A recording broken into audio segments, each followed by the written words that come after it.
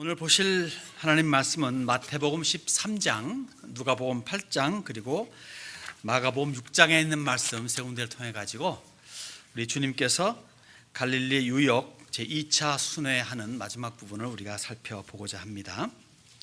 마태복음 13장은 우리가 잘 알듯이 비유들이 이렇게 있죠. 최소한 6개의 비유가 있고, 그런데 이 비유 묶음을 통해 가지고 우리 주님께서 2차 사역을 어떻게 마무리 짓고 그 다음을 넘어가는가를 살펴보기를 합니다. 사실 예수님께서 베푸시는 비유는요, 세상 일반 돌아가는 삶, 일반적인 삶에서 영적 진리를 깨닫게 하는 도구로 사용하십니다. 즉 하늘의 뜻을 품은 세상 이야기라 볼 수 있겠죠. 예수님께서는요, 비유를 사실 상당히 많이 사용하셨습니다. 아마도 예수님 같이 단순한 일반적인 이야기를 인용해 가지고 엄청난 진리를 나타내시는 분은 없을 거예요. 일단 비유를 베풀게 되면은 사람들이 귀를 기울이죠. 뭐지? 하고 듣습니다. 그 비유 안에 진리라고 하는 씨앗이 내포되어 있어서 그 씨앗을 발견하는 사람, 깨닫는 사람은 그 즉시로 탄복하게 되지만 대부분의 케이스는 당장의 인식이 되질 않아요. 뭐지? 합니다. 그러나 깨달음이 왔을 적에는 더한 감동으로 인식되게 됩니다. 물론 주님께서 비유를 베풀 적에 진리만을 깨닫게 하기 위함은 아니에요. 거기에는 참과 거짓을 구분시키는 그러한 면도 있습니다. 예수님께서 종종 비유를 통해 가지고 신자와 비신자를 나누는 것을 우리는 체험할 수가 있어요. 그래서 오늘 우리가 읽을 마태복음 13장 11절에 보게 되면 이런 말씀이 있어요. 천국의 비밀을 아는 것이 너희에게는 허락되었지만 그들에게는 허락되지 않았다라는 식의 표현을 하게 됩니다. 즉 비유를 통해서 신자와 비신자를 구분합니다. 그래서 오늘 마태복음 13장 전장을 통해 가지고 이 천국 비유를 보고자 하는데요, 이 천국 비유의 내용을 일일이 살펴서 주의하겠다는 의미는 아닙니다. 오히려 비유에 관한 이야기를 잠깐 살펴보고 비유를 어떤 자세로 대해야 되겠는가를 우리가 한번 지금 보기를 원합니다. 이 마태복음 13장 1절을 보면요, 그날이란 말을 써요. 그날 예수께서 집에서 나가서 바닷가에 앉으심에 큰 무리가 그에게로 모여들거늘 예수께서 배에 올라가 앉으시고 온 무리는 해변에 서 있더니, 그림이 그려지죠. 하도 사람들이 몰려드니까 일단 배를 띄워서 잠깐 떠나간 다음에 배 위에서 물가에 있는 사람들한테 외치시는 말씀이죠. 그래서 비유로 여러 가지를 그들에게 말씀하였다라고 시작을 합니다. 다시 말해서 그 전에 보게 되면 우리 지난주에 보았을 적에 예수님께서 하신 모든 놀라운 사건들을 뭘로 치부했다? 귀신의 왕 바알세불로 치부했죠. 그래도 예수님께서는 다른 때와는 달리 아주 강력하게 성령 모독죄다라고 하는 것으로 딱 찍어버리십니다. 아주 강력하게 대응을 하십니다. 다시 말해서 이제 너희들의 나에 대한 반응은 이제는 확고해졌다라고 주님께서 확고하게 말씀하시는 거예요. 그러니까 이 사람들이 뭐라고 하든 간에 주님이 인정 안 하면 인정 안 하는 건데, 주님께서 인정하신 불신, 편히 말해 정죄된 그 불신을 이라고 말씀하신 다음에, 그 다음에 주님께서 펼치시는 메시지가 이 비유의 메시지입니다. 우리 11절과 13절을 읽게 되면요, 거기에 비유에 대한 두 가지 목적을 보여줘요. 아까 11절 읽었죠. 12절 보게 되면은 무릇 있는 자는 받아 넉넉하게 되되 없는 자는 그 있는 것도 빼앗기랴. 그러면 내가 그들에게 비유로 말하는 것은 그들이 보아도 보지 못하며 들어도 듣지 못하며 깨닫지 못함이니라 라고 그렇게 말씀하십니다. 다시 말해 믿음을 가지고 예수를 따르는 자들에게는 깨달음이 있게 되지만 반면에 진리를 거부하는 자들에게는 더욱더 깜깜하게 된다는 거예요. 지금의 깜깜함보다 더 깜깜함이 임한다 말씀한 거죠. 예수님을 이제 공개적으로 공식적으로 거부하게 된 종교 지도자들과 이스라엘 사람들입니다. 종교 지도자들의 말을 그대로 듣고 이 사람 나쁜 사람인가 봐, 이 사람 진짜 귀신의 왕을 힘입었나 봐, 귀신 들린 사람인가 봐 라고 따르는 그런 이스라엘 사람들은 더 이상 이제는 진리가 깨달아지지 않게 되는 겁니다. 깨닫고 싶어도 안 깨닫게 돼요. 아니, 깨닫고 싶어 하지도 않겠죠. 오히려 강팍하게 됩니다. 반면에 예수를 믿는 자들에게는 같은 진리가 똑같이 던져진 메시지가 엄청난 각성과 변화를 일으킵니다. 바울도 이스라엘의 눈먼 상태를 로마서를 통해서 이렇게 표현을 합니다. 하나님이 오늘까지 그들에게, 사실 이 로마서 쪽에는 주후 한 60년경 50년대 후반이거든요. 예수께서 돌아가신 때가 30년이니까 한 수십 년이 지난 후에도 이런 말입니다. 하나님이 오늘까지 그들에게 혼미한 심령과 보지 못할 눈과 듣지 못할 귀를 주셨다 함과 같으니라 라고 바울이 말합니다. 다시 말해 주님께서 이들의 강팍한 심령을 인정하시게 되니까 더 이상 이들은 이제 여지가 없는 거예요. 더 나쁘게 됩니다. 이러한 면에 있어, 이러한 상태 때에 주님께서는 비유를 베푸시는 거죠. 그래서 비유를 다룸에, 우리가 비유를 봄에 있어가지고 중요한 해석함에 있어가지고 중요한 원리 몇 가지를 보고자 합니다. 뭐냐면요, 첫째는 문맥을 따라 해석을 해야 된다는 거예요. 뭐 성경 전체가 다 문맥을 따라 해석하게 되어 있습니다만 특히 비유는 그래요. 비유 자체가 클리어하게, 아주 명료하게 1 더하기 1은 2다 라고 안 나오기 때문에 더욱더 문맥을 조심히 여겨야 됩니다. 그래서 어디에서 어떤 상태로 누구에게 왜 이 비유를 베푸는지를 아는 것이 이 비유 해석의 중요한 부분이죠. 두 번째로는 거기에 중심 사상을 발견해야 돼요. 도대체 이 중심, 이 목적이 뭐냐? 이 비유를 베푸는 그 목적 한 가지가 뭐냐? 여러 가지 목적으로 뭐 하나 쓰지 않습니다. 한 가지 목적이 있습니다. 그것 때문에 이 비유를 베푸는 거예요. 그래서 이것을 발견해야 그 비유에 대한 해석이 가능하게 되는 거죠. 세 번째로는 구체적인 내용들, 여러 가지 거기에 포함되는 내용들은 이 중심 사상에 따라서 해석돼야 된다는 겁니다. 무슨 말인가 하면은 여러분들 드라마를 보는데 주인공이 있지 않습니까? 남자 주인공, 여자 주인공. 이 두 사람으로 말미암아 테마가 이루어지잖아요. 그리고 조연들이 있죠. 조연들은 이 주인공들의 흐름에 맞추어서 붙어져 있는 약간 더 살찌게 해주는 부분이지 이 조연들이 주인공은 아니죠. 주된 내용들은 아닙니다. 그런데 주인공이 어느 날 어느 시에 저 오른쪽 골목 지나서 담배 가게 옆에 있는 그 담배 가게를 중심으로 이야기한다 그러면 게임이 안 되잖아요. 그런 식으로 비유에도 이 중심 사상을 제대로 알고 이 중심 목적에 의해 가지고 펼쳐지는 여러 가지 이유들을 붙일 적에 거기에 비유에 대한 정확한 해석이 나올 수가 있다는 겁니다.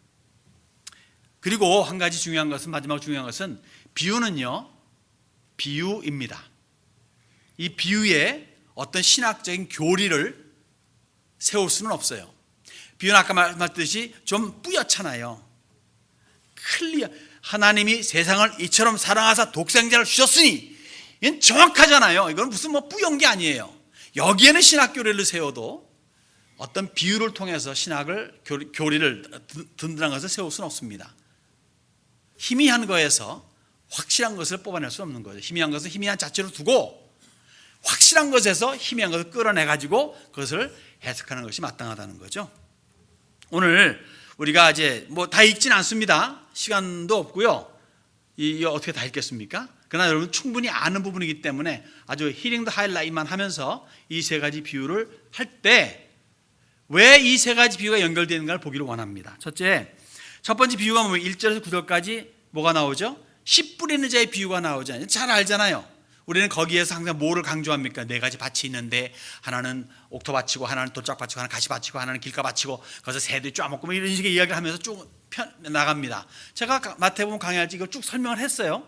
저도 기억 안 납니다. 어쨌든 간에 그렇게 하면서 설명하지만 오늘 이 세 가지 비유를 묶을 적에는요, 첫 번째 비유, 씨 뿌리는 자의 비유에서 가장 중요한 중심이 뭡니까? 씨예요. 사실은 씨는 뭐죠? 그 이후에 설명할 적에 천국 복음이라고 말합니다. 그리고 시작할 적에 뭐라고 말합니까?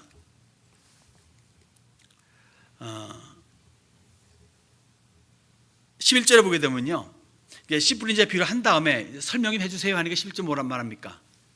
천국의 비밀을 라고 말합니다. 그러니까 이 마태복음 13장에 있는 비유들은 천국에 대한, 천국이 메인 사상입니다.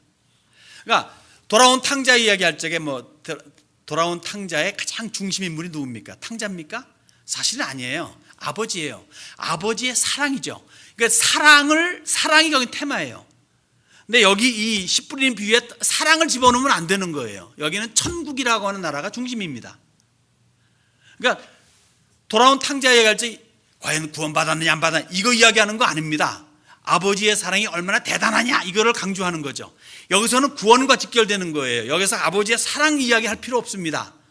그거는 이제 파생되는 이야기지만은, 그러니까 천국이라고 하는 이것이 중심 사상이 되고 여기에 이야기가 펼쳐지는 겁니다. 그러니까 이 씨 뿌리는 자의 비유의 중요한 씨죠. 씨. 천국의 씨입니다. 천국의 씨가 뿌려졌다는 거예요.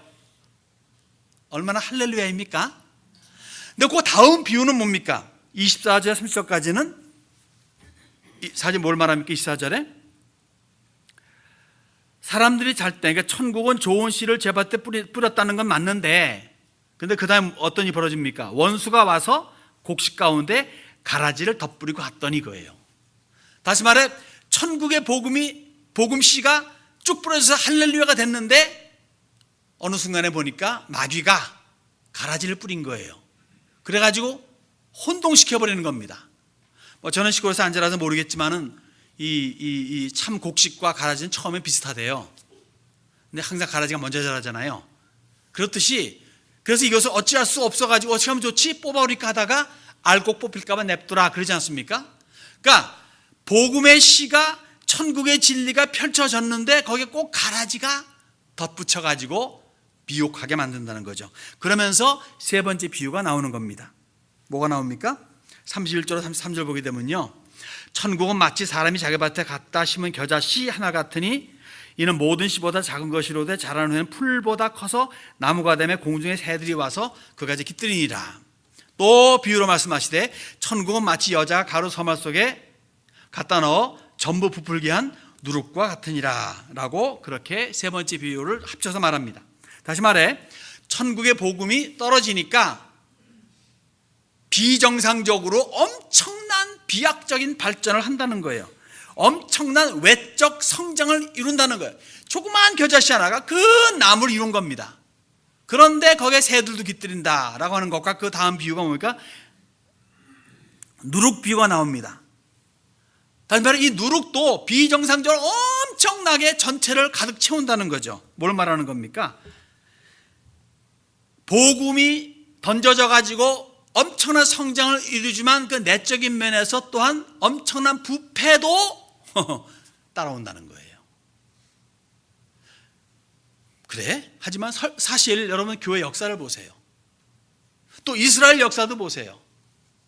참 하나님을 경외하는 사람들이 있어서 나라가 크게 발전되고 막 성장하고 또 번창하고 교회도 막 그냥 복음을 들어가서 막 그러는데 꼭 사도행전 때도 보게 되면은 거기에 꼭 부패가 안에 끼어 들어가 가지고 조금 있다가 나중에는 팍 번지는 걸 보게 됩니다. 바울사도의 편지 속에서 얼마나 이단들을 조심하라 합니까? 사도 요한의 편지 속에서 얼마나 이단을 조심하라고 말합니까? 이미 들어와 있다. 조심하라 조심하라 조심하라 이렇게 말하지 않습니까? 외적 성장이 크게 있는데 그래서 믿는 사람들 많아지는데 거기에 이상하게 내적인 부패도 꼭 같이 간다 이거예요. 그러니까 천국에 대한 네이처를 이 비유를 통해서 보여주고 있죠. 그러면서 44절로 50절에 또 세 가지 비유를 묶어서 알려줍니다. 제가 읽을게요. 44절에서 50절까지 천국은 마치 밭에 감춘 보화와 같으니 사람이 이를 발견하여 숨겨두고 기뻐하며 돌아가서 자기의 소유를 다 팔아 그 밭을 샀느니라.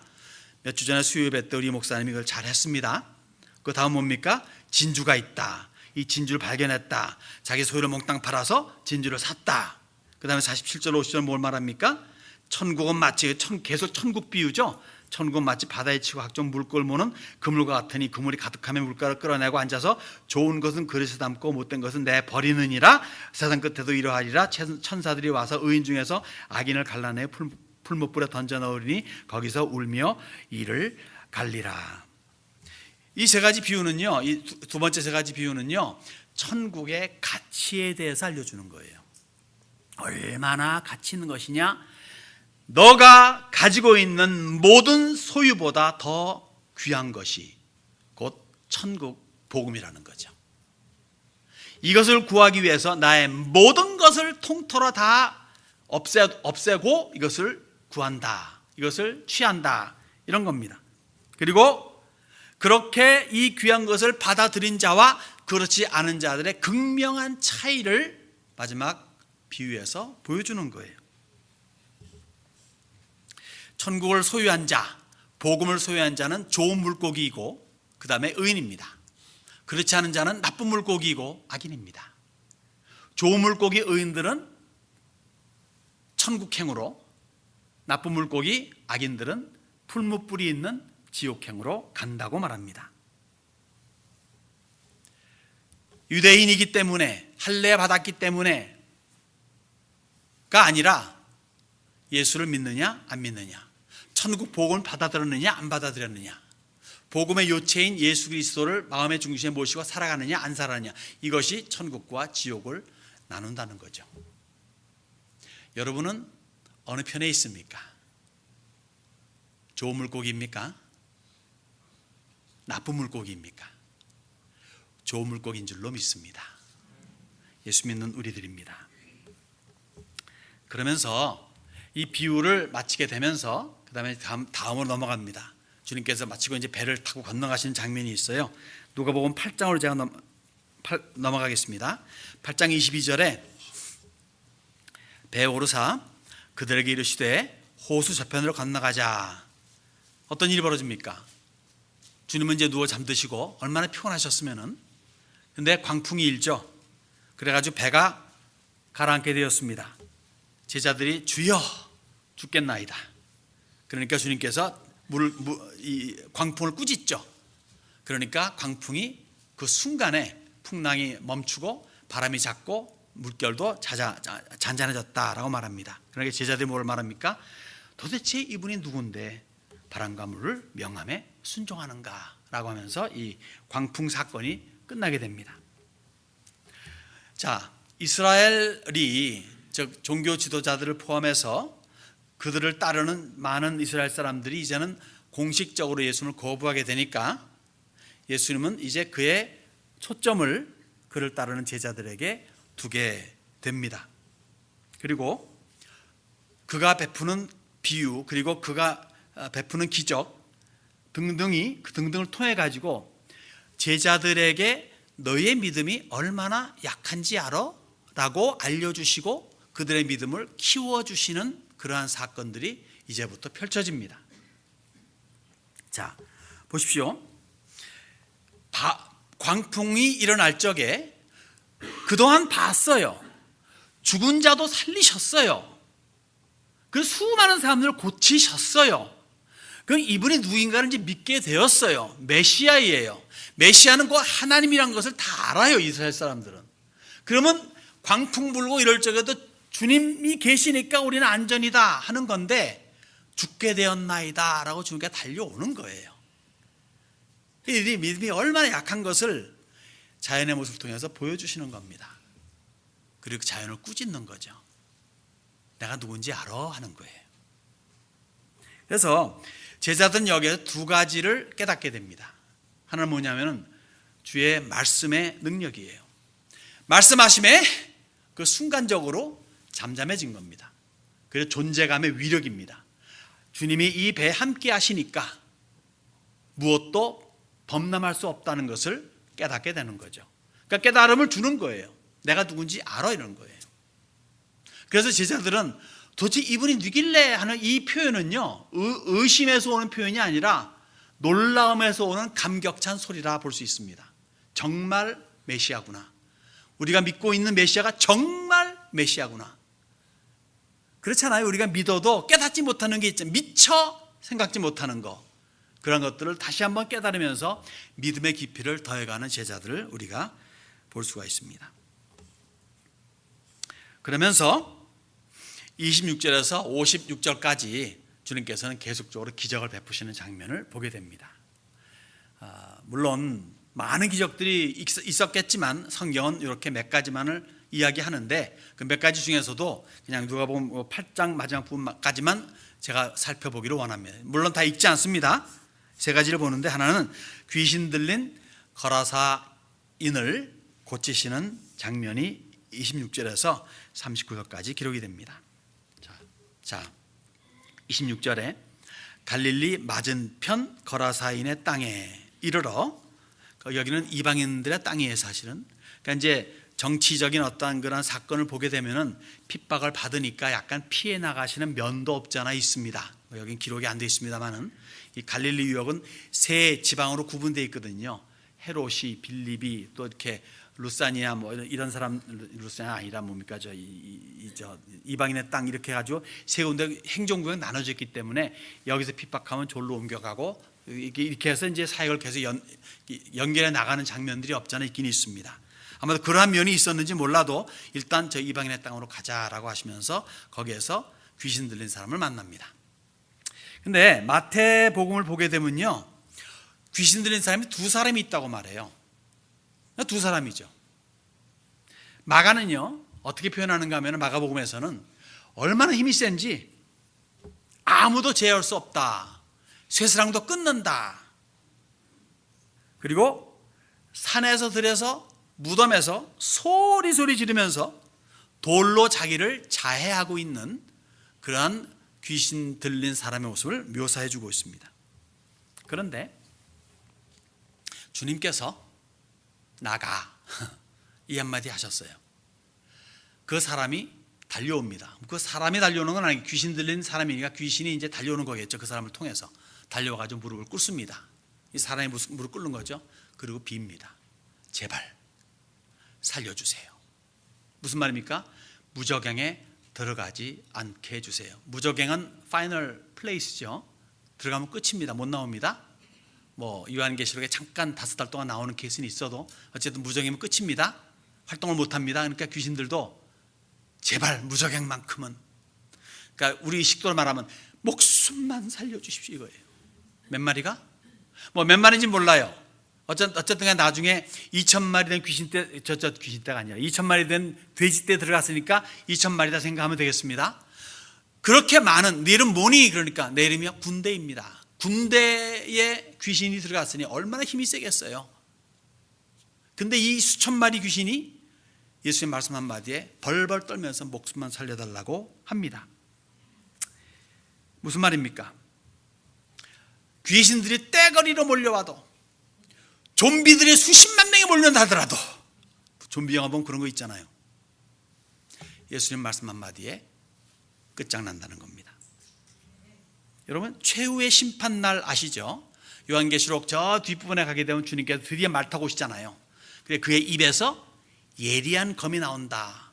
그 예리한 검이 만국을 친다, 만국을 멸망시킨다, 이런 메시지가 나옵니다. 요한계시록에. 예리한 검이 뭡니까? 그 입에서 나온 예리한 검. 에베소서는 바울의 에베소를 통해서 검, 곧 하나님의 말씀을 가지라 그러죠.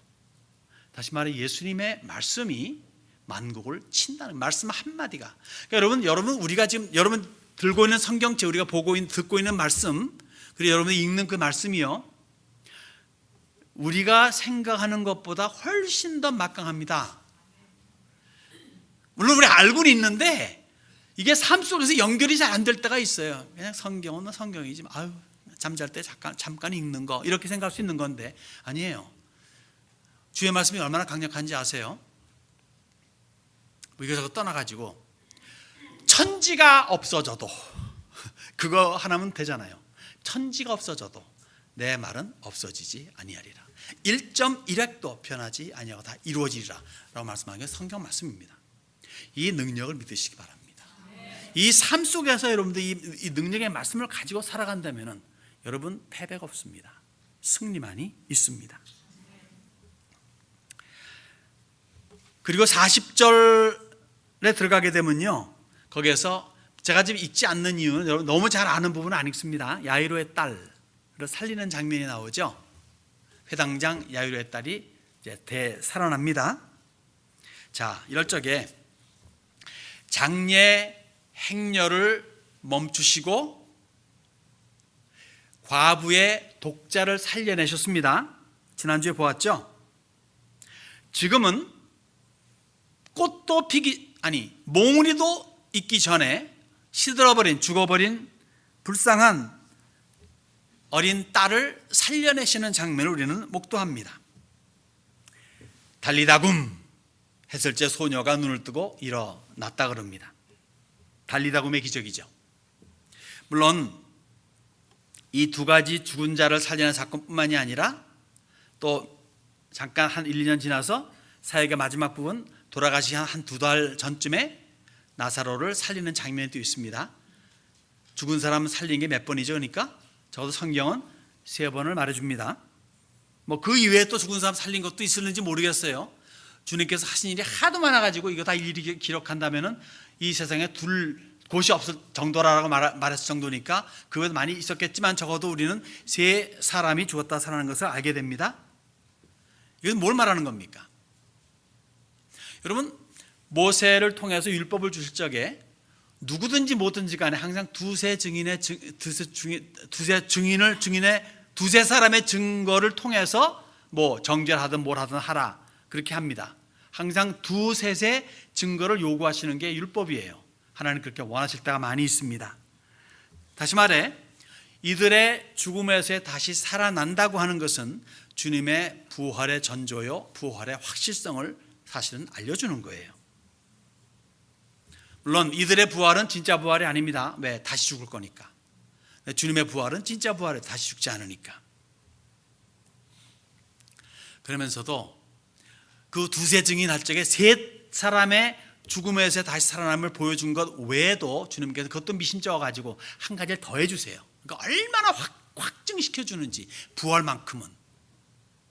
주님 십자가상에 돌아가셨습니다. 그 순간 어떤 일이 벌어집니까?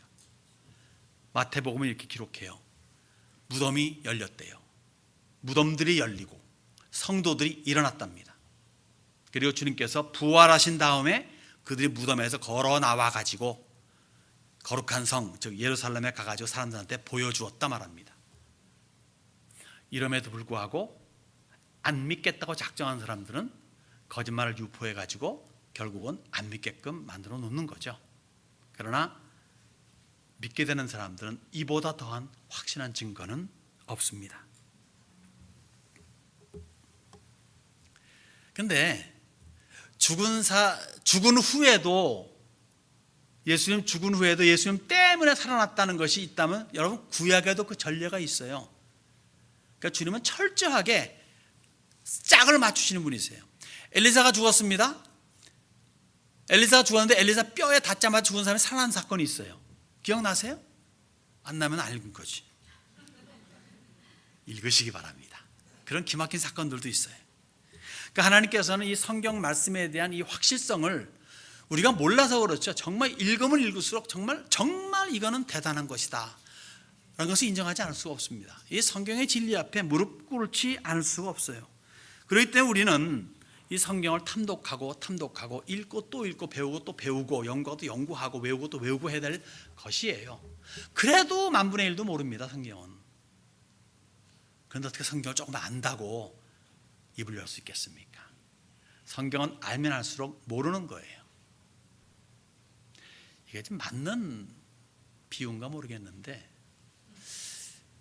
영웅문에 보게 되면은 태국권이 나와요. 태국권은요 100%를 기억이 안 나야 도통관합니다. 전부 무슨 말인지 모르겠는데 뭐 그런 거 있어요. 어쨌든 그런데 성경은요 정말 읽을수록 도대체 이거 감격은 있고 감동은 있고 막 설렘도 있는데 뭐야 더 모르겠네 할 적에 정말 알아가는 모습이 아닌가 그렇게 한번 생각을 해보죠. 아무튼 간에 그러면서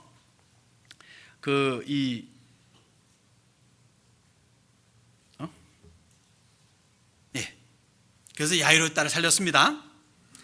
근데 그 와중에 그 야이로의 딸 살리러 가는 그 와중에 혈루증 앓는 여인이 나옵니다. 여러분 잘 알죠? 몇 해? 12해. 야이로의 딸 몇 살? 12살. 지금 2차 갈릴리 유역에 몇 명의 제자를 데리고 다니셔요? 12. 뭐 어떤 여기 뭐 특별한 의미를 부여하려는 건 아닙니다. 그렇다는 겁니다. 이건 다른 쫑 이야기니까 이제 관두고요. 어쨌든 혈루증 앓는 여인을 고치시는 장면이 있어요. 마가복음에는 이 여인에 대해서 이렇게 표현을 합니다. 많은 의사에게 많은 괴로움을 받았고 가진 것도 다 허비하였으되 아무 효험이 없고 도리어 더 중하여졌던 차에. 정말 불쌍한 여인 아닙니까? 여러분 지금도요 이렇게 사람 따라 다르지만은 내가 가진 병을 쉽게 발설하지 못하는 병들이 있어요. 그렇잖아요? 예를 들어 가지고 감기 걸렸다는 것은 뭐 말할 수 있잖아요. 조금 전에 장로님 기도하실 때 우리 장권사님 넘어오셨는데 팔이 약간 다치셨어요. 근데 이제 병원에 가봤더니 이제 부러지셨다고 해가지고 어제 아침에 이제 수술을 아주 잘 마치고 지금 요양 중에 오늘 이제 퇴원하실 텐데 뭐 그런 일들은 말할 수 있습니다. 근데 또 어떤 분들은요 참 말하기 힘들어하는 병들이 있어요. 뭐 저는 뭐 성격이 좀 그래서인지 뭐 말할 수 있습니다. 제가요 그런 일 당한 일 없습니다만은 제가요 좀 치질 걸렸는데요 수술을 해야 돼. 이거 못 하시는 분들이 있어요. 근데 이보다 더 심각한 특히 부인병 같은 거는 어떻게 보면 참 말하기 힘들지 않습니까? 이 여인이 그런 병 걸린 거예요. 그 당시 사회가 어떤 사회입니까? 그런데 이 여인이 와서 주님의 옷깃만 만져도 나을 것 같다 하는 그런 감동을 가지고 딱 만진 순간에 자기는 아는 거죠. 낫구나. 그 근원이 말라버리니까. 그래서 이제 할렐루야 하는데 돌아가려고 하는데 주님이 딱 돌아보시면서 누구야? 누가 내 옷깃을 만졌어? 제자들이 주님 지금 바쁜데 이렇게 많은데 아니야 내 능력이 나갔어. 누구야? 꼬치꼬치 그래 찾아오십니다. 이 여자는 이제 아는 거죠. 이제는 도망갈 길이 없구나. 근데 입을 참 열기 힘들잖아요. 원래 제가 불결한 여인으로서 여기에 와 있을 수도 없는 사람인데 왔다는 얘기죠. 이러쿵저러쿵 하기도 어쩌다 안 되는 건데 주님은 찾으시는 거예요. 그리고 공개하라고 하시는 거예요. 공개하게끔 만드시는 거예요. 할 수 없이 여인은 지금 벌벌 떨면서 공개를 합니다. 여기 47절에 8장 누가복음 8장 여자가 스스로 숨기지 못할 줄 알고 떨며 나와 엎드려 그 손댄 이유와 그 나은 것을 모든 사람 앞에서 말하니. 한 사람만 두 사람만 알아도 창피할 부분인데 아니 예수님께 나와 단둘이 만나가 주님 좀 고쳐주세요 하기도 좀 부끄러운 이건데 이건 보니까 모든 사람 앞에서 공개하도록 주님이 말씀하셨습니다. 좀 매저키스틱한 분인가라고 생각하지 마십시오. 그런 예수님 아니십니다. 이것은 무엇과 직결이 됩니까? 병 나은 걸로 끝나는 게 아니에요. 이것은 구원과 직결된 이야기입니다. 구원은 여러분들 두루뭉실하게 넘어가서 안 됩니다. 이것은 확고하게 알려지는 바가 되어야 됩니다. 나 구원받았어. 나 이러한 죄인인데 구원받았어. 라고 하는 것이 알려지는 것이 마땅한 거죠. 여러분이 받은 구원, 여러분이 소유하고 있는 그 구원을 혼자 가지지 말고 알려줄 수 있는, 부끄러운 거 있습니까? 창피한 거 있습니까? 그것을 공개시키시는 주님 앞에 부끄러움 없이 공개당하면서 그걸 통해 가지고 주님을 높이는 여러분들이 되었으면 좋겠습니다. 그 바울 사도도 평생에 숨기고 싶은 게 있다면은 자기가 청년 시절 몰랐을 때 믿는 사람들을 핍박하고 믿는 사람들을 예수 부인하게 만들고 믿는 사람들을 감옥소에 집어쳐놓고 믿는 사람들 가운데 죽음의 가편 투표를 하는 그러한 일을 정말 숨기고 싶을 거예요. 근데 기필코 하게끔 만드시잖아요. 그것도 한두 번이 아니야. 인생 후반부에 이제 죽을 냄새가 가지고도 왕들 앞에서 고백하게 만들어요. 그래서 바울입니다. 다윗도요, 바세바 사건은 평생 숨기고 싶은 이야기 아니겠어요? 아니, 이스라엘 남의 나라 이야기, 그것도 수천 년 전의 이야기, 우리 알 필요도 없고 알 까닭도 없고 알고 싶지도 않은 이야기, 왜 성경에 기록해가지고, 저는 천국 가면 제일 보고 싶은 사람 중 한 사람이 바세바예요. 얼마나 잘생겼길래. 어? 왜 굿해요? 근데 그런 사람이 보니까 하나님의 마음에 합한 사람들이더라고. 그러니까 완벽해서 하나님의 마음에 합한 게 아니라 부족한 것을 깨닫고 주님 앞에 철저히 매달리는 그 사람을 주님께서는 기뻐하시더라고요. 이 혈루증 앓는 여인도 얼마나 불결한 여인입니까? 상대하고 싶지 않은 여인 아니겠습니까? 많은 사람들이 손가락질 할 만한 여인일 텐데, 그리고 얼마나 괴로움 받았어요. 의사에게서 아유 저 더러운 여자, 어유 저 무슨 죄를 졌길래, 어유 저 이런 거, 그러면서 돈은 돈대로 받아 처먹었어. 그러니까 없어 아무것도. 정말 불쌍한 여인이죠. 그럴 때 주님 앞에 나와 다 고백하니까 거기에 주님께서는 구원받았다라는 그런 언도를 하시는 거라고요. 여러분이 가지고 있는 약점들이 있죠. 약점을 장점으로 승화시키십시오. 너 이거 나 이거 건너 터져버릴 거야. 이것만큼은 안 돼. 이거 내 거야. 이거 고백하면 안 돼. 절대 이건 알려주면 안 돼. 이런 거 하지 마세요. 뭐든지 다 열어내놓고, 주님, 저는 주님에게서 완전한 자유를, 예수 안에 있으면 자유함을 얻는다 그러잖아요. 아들이 자유함을 주리니 참으로 자유하리라. 여러분의 약점, 안 된 것들, 숨기고 싶은 것들 다 펼쳐내놓으시고, 그러나 나는 하나님 앞에 구원받은 자로서 천국을 보장받았다. 그러면 여러분 인생이 굉장히 자유로워집니다. 그 누구를 상대해도 편하게 대할 수가 있습니다. 숨길 게 없으니까 숨기지 마십시오. 다 내어놓으시고 고백하시고 구원받은 감격을 누리며 사는 여러분들이 될 수 있기를 바랍니다. 마지막으로 읽어보진 않겠습니다. 마가복음 6장에 보면요, 주님께서 마지막으로 자기의 고향 나사렛을 방문하는 장면이 나옵니다. 씁쓸한 장면이에요. 배척받는 장면입니다. 그렇게 그동안에 엄청난 기적을 베풀고 심지어 죽은 자가 살아나기까지 했는데 배척을 당합니다. 나사렛 가셔가지고 회당에서 말씀을 가르치시는데 사람들이 배척하죠. 나 너 누군지 알아. 마리아도 알고 네 동생들도 알고, 그런데 무슨 메시아야 하면서 배척을 합니다. 그런데 한번 우리 생각해 보십시다. 여러분들이 나사렛 사람이, 나사렛 큰 동네 아닙니다. 별로 큰 동네 아니, 작은 동네예요. 지금 같으면 다 한국 다 큰 동네죠. 옛날 같은 무슨 군산 같은 조그만 동네입니다. 부안 같은 이름도 모르는 그런 동네라고 생각해 보십시오. 그런 동네에서 예수님이 자라나셨어요. 그러면요, 다 알잖아. 누가 누군지 알잖아요. 그런데 야, 저 요셉의 아들 예수 보니까 쟤 뭔가 달라. 똑똑하고 그리고 하여간 애가 꽤 바르네. 저놈은 커도 뭐가 돼도 뭐가 될 것 같아. 아마 그러한 칭찬과 기대 속에 자라나지 않았을까 생각이 듭니다. 특히 12살 때 예루살렘 가가지고 기라성 같은 종교 지도자들과 이야기했잖아요. 종교 지도자들이 놀래가지고 대체 얘는 누구냐 하는 깊은 임프레션을 준 아들이 예수님입니다. 12살 때 이미. 그렇게 하다가 이제 예수님께서 갑자기 30이 되어가지고 내가 메시아다 하시면서 1년 반, 한 1년 반 정도 지나간 때거든요. 사방각처에서 그가 베푸신 일들 보게 되면 놀라운 일들이에요. 수많은 사람들이 병 나았어요. 그리고 그의 말씀에 사람들이 매료가 되어 있어요. 그 주님께서 친히 오셔가지고 현재 회당에서 말씀을 전하고 있는 거예요. 그러면 어릴 적에 저놈 참 우리가 참 그렇게 봤는데 알고 봤더니 메시아이셨네. 우와 하면서 할렐루야 하고 무릎 꿇어야 마땅하다 싶은데, 그런데 아니에요. 전혀 반대입니다. 이해가 안 가요. 지난주에 말씀드렸잖아요. 예수님의 동생들도 믿지 않는다고. 정말 이상하지 않습니까? 엄마도 믿고 다 믿는데, 그리고 주변에 사촌들도 믿고 이모도 믿고, 그런데 정작 예수님의 친동생들 안 믿어. 평생 보아왔을 텐데 얼마나 의롭고 얼마나 깨끗하고 얼마나 다른 형님을 보았는데, 오빠를 봤는데 안 믿어. 그런 식으로 나사렛 사람들이 안 믿어요. 예수님께서도 그래서 마가복음 6장인가 보게 되면 이상히 여기셨더라.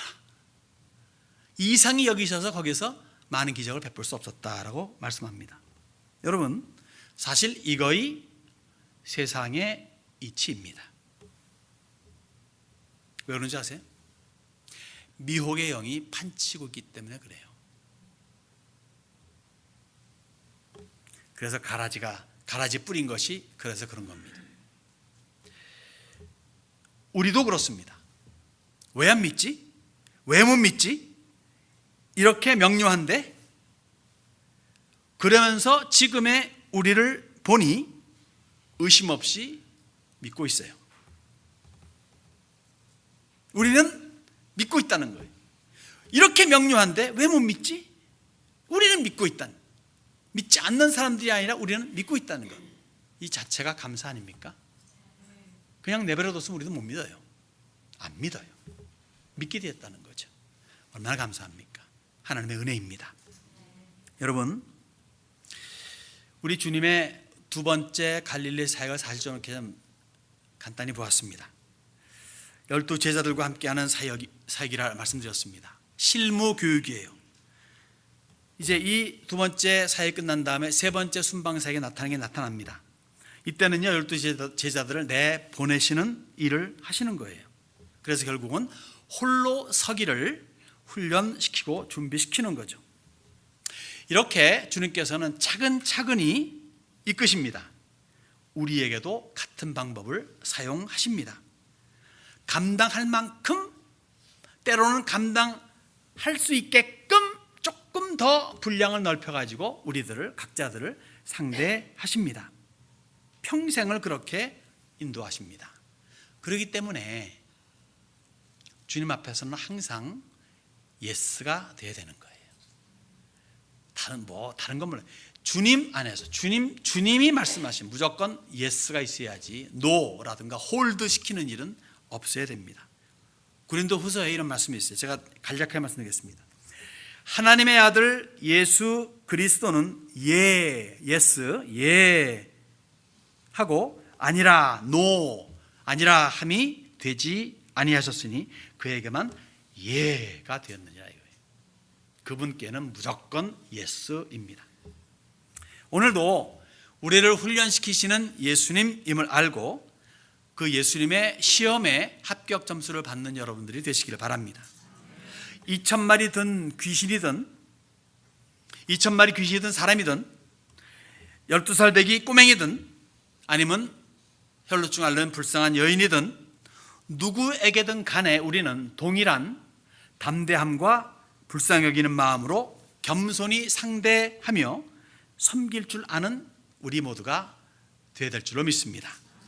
우리를 택하시고 그리고 비유를 포함한 성경을 하나하나 날이 갈수록 깨닫게 하시는 주님께 감사하는 자세로 평생을 섬기겠다 작정하는 모든 여러분들이 우리 세미안이 되시기를 주님의 이름으로 축원합니다.